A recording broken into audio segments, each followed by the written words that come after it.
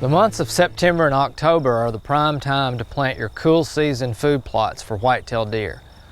The primary cool season plant that we want to establish for whitetail in the state of Oklahoma is wheat.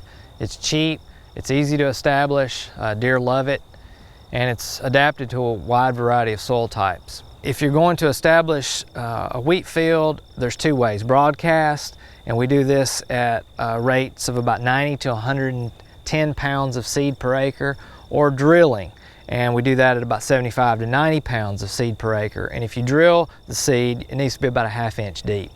It's really important to establish an exclusion cage on your food plot. Now, this is just a caged area. You can use some type of fencing material, whatever you've got handy, to make a small plot a few feet in diameter, and this will allow you to see how much forage you're producing, but also how much forage is being consumed by whitetails on the food plot.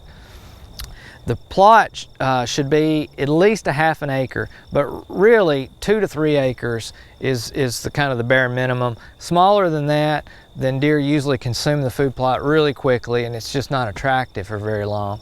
As far as the shape of the food plot, don't worry too much about that. It's nice if they're adjacent to some type of cover, but the shape is really not that important, other than if you start making really irregular shapes, it's very hard to manage that field with your implements. So plan your field with keeping in mind the size of your implements that you're going to use. In other words, if you've got a 20-foot implement, then you probably want that field in some increment of 20 feet across.